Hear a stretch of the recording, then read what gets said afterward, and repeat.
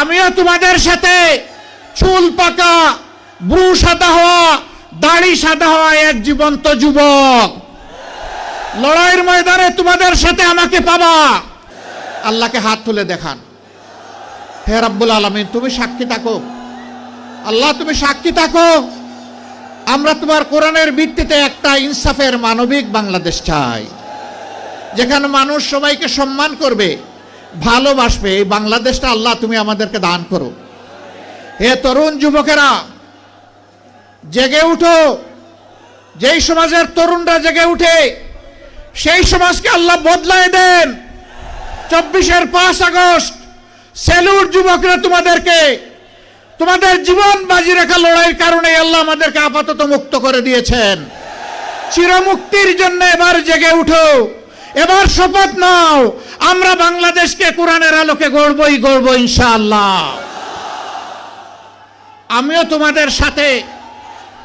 তোমাদের সাথে চুল পাকা, ব্রু সাদা হওয়া, দাড়ি সাদা হওয়া এক জীবন্ত যুবক।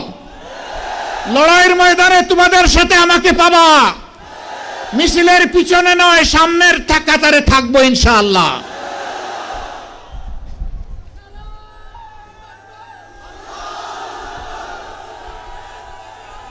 আমাদের যুবকেরা আমাদের স্বপ্ন, আমাদের যুবকেরা আগামীর বাংলাদেশ।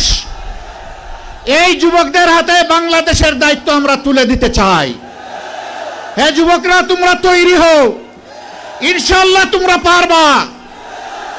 আলহামদুলিল্লাহ, তোমরা অতীতে পেরেছো। আমরা তোমাদেরকে বুকে আলিঙ্গন করে কপালে চুমু দিয়ে তোমাদেরকে এগিয়ে দিব ইনশাআল্লাহ। মা বোনেরা, এই যুবক সন্তানদেরকে এখন থেকে তৈরি করুন। আল্লাহর কাছে তৌফিক চান।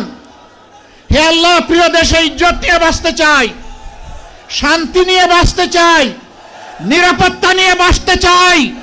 এই জন্য আমার সন্তানকে তোমার কাছে ওয়াকফ করে দিলাম। আমি মায়েদের কাছে সেই আহ্বান জানাবো। আমার এই আওয়াজ আজকে বাংলাদেশের এবং বিশ্বের যতটি মায়ের কানে যাবে, ও আমার পরম শ্রদ্ধাভাজন মা, আমি আপনাকে বিনয়ের সাথে অনুরোধ জানাচ্ছি, সেজদায় পড়ে এমন মুজাহিদ সন্তানের জন্য আল্লাহর কাছে তৌফিক চান।